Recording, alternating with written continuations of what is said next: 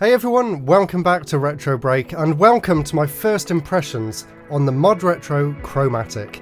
This, for those of you that don't know, is another brand new Game Boy system coming out at the end of 2024, and a few weeks ago I was very lucky to get my hands on a console and get to play around with it and see all of the different colours, and I've got a lot of thoughts about that. So in this video I'm going to share my impressions. I'm going to tell you how it stacks up with the Analog Pocket, which is kind of its other competitor in the marketplace, and a lot more as well, so let's get straight into it.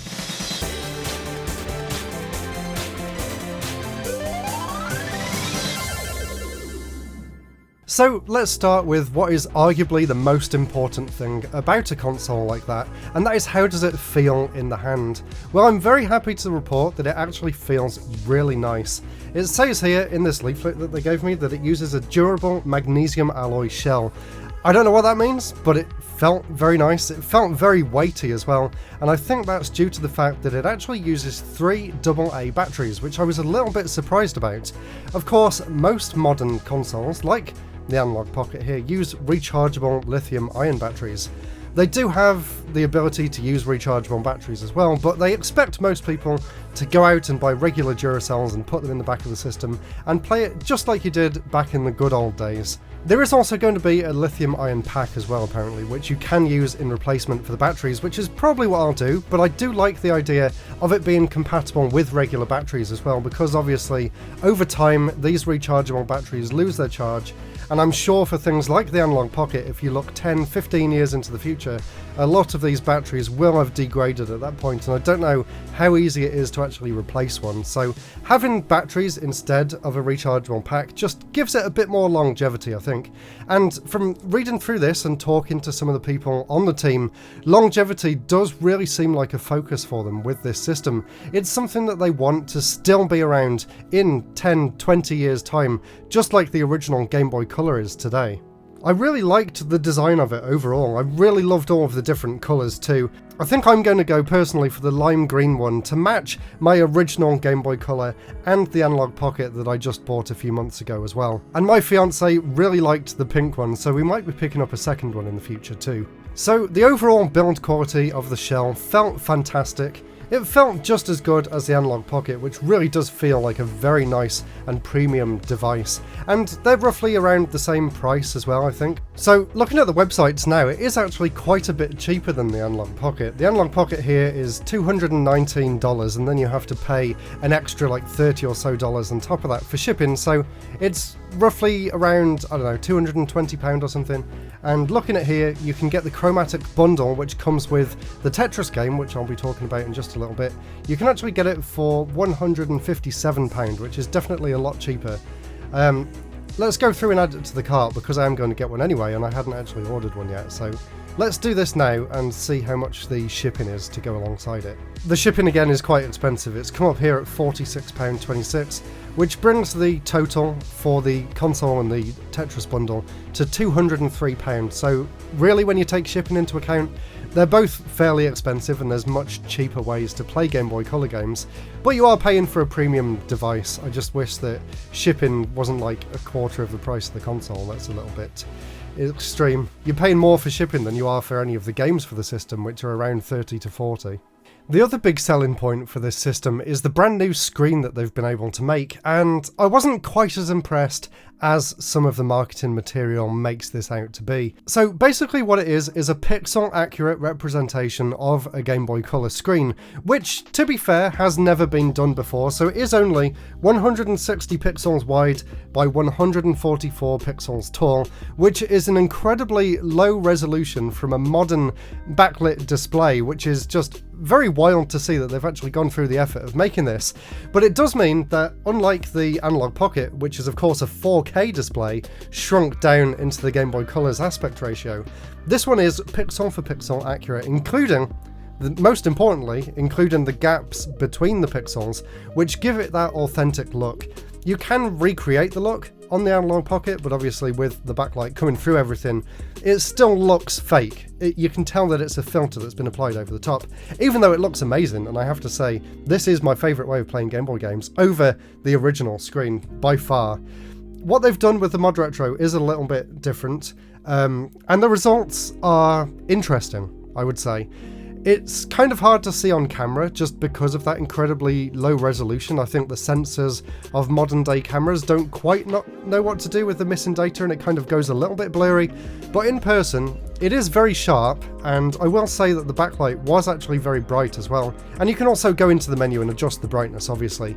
But what I found was that because the screen's so bright and because the pixel density is so low, it did feel like there was a lot more light bleed. Like, you could see that the backlight was bleeding through some of the pixels, and it kind of gave it almost a kind of ghostly kind of glow, which I guess some people might like, but if you're used to something with a lot more pixel density, especially if you're used to things like OLED screens on modern day smartphones, you will be a little bit disappointed that there are no true blacks and the contrast probably isn't quite as good as you might have imagined. The other selling point that they've got here about this screen is the fact that it's also sunlight readable, and from what I could see, there wasn't any difference, but I was in an indoor environment, and in some of the promotional material that they've actually sent me to help make this video, you can see them using it outside, and I think what they're saying here in their case is sunlight readable just means that it has a really bright backlight that you can see in direct sunlight. It's not like there's any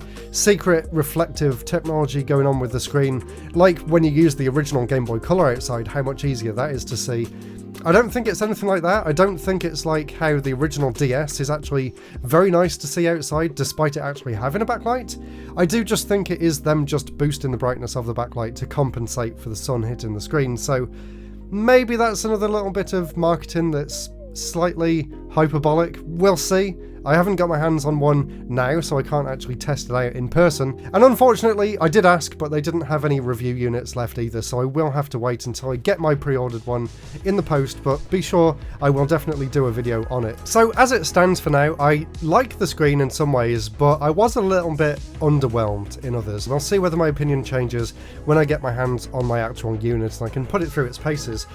Let's talk next about potentially the most important thing, and that is how the buttons felt. It is my one remaining gripe with the Analog Pocket. The buttons just... They're okay, but they're not as satisfying as the original console. Especially the D-pad. Even this new version, which I said in my review, is fixed compared to my older Analog Pocket. It still doesn't feel anywhere near as good as the original systems. It feels like... I don't know, there's just something a little bit weird about it. The way you move in the different directions doesn't really feel that natural to the thumb, and the buttons are also quite loud, as I brought up in my review, and the shoulder buttons are just painful to use. But obviously the Chromatic doesn't feature shoulder buttons because it only plays Game Boy and Game Boy Color games, whereas this also has to cater to Game Boy Advance gamers as well, and obviously with the 4 face buttons it also caters to emulation of other consoles like the SNES and other systems that used 4 face buttons as well. So the Mod Retro doesn't need to worry about any of that. It's specifically made just for Game Boy and Game Boy Color games and nothing else. They did say that in the future there is potential that the FPGA can be used for emulators and things, potentially, but honestly, I was speaking to someone on Blue Sky about this and I don't really see the benefit of emulating other systems on that console just because of that really small pixel density. I really think it is just made for Game Boy and Game Boy Color, and there's nothing wrong with that at all. It sets out to do one thing and it does one thing very well. But on the topic of the buttons, I was incredibly impressed. The D-pad on the Chromatic feels way better than any Analog Pocket that I've tried, and I've tried about 4 or 5 now, some mine, some belonging to friends, some at shows, things like that. So I can say without a doubt it beats the Analog D-pad hands down, and it honestly is one of the best D-pads that I've ever felt. It beats any of the emulator consoles that I've done, and I've done loads of videos on this channel about different emulator handhelds. It beats all of them without question. It does feel kind of different to the original D-pad though. It's thinner on all of its axis, and it's also a bit longer as well, so it did take a little bit of getting used to the feel of it, but the actual control that you get is just absolutely perfect. And I've played a lot of the new Tetris game on there, and I have to say it just feels absolutely spot on. I could really not fault the D-pad one bit, which is my main complaint about most handhelds that come out these days, so they have done a cracking job, and I definitely give them credit for that. But there was another button that I was very happy to see, and I didn't even realise it had one. So a massive complaint of mine that I've had on every single modern handheld, whether it's a smartphone, whether it's a iPad, anything basically, whether it's one of the many emulator handhelds that I've got in the box back there, nothing seems to have a proper power button anymore. Well, I'm very happy to report that the Chromatic does indeed have a proper on and off switch. It's such a simple thing, but I really do feel like it's a big missing feature from a lot of these systems. Case in point, yesterday there was a power cut. So this basically lives in the dock that I've got on the desk over here, and I'd been playing some Zelda to capture footage, and that was about 2 weeks ago now, and I didn't realise that it's actually been left on for the past 2 weeks in the dock, untouched. So basically I had no way of telling that the analog pocket was still switched on until we had that power cut, and I came upstairs and the screen was lit up. The game was on this screen for 2 weeks straight and I had no idea. It's in the dock, so obviously unless I'm looking at it on the TV, on the monitor in front of me, there's no indication that the system's still on. It just looks like the dock's always on. It's got that green light on the bottom because it's getting power. I had no idea.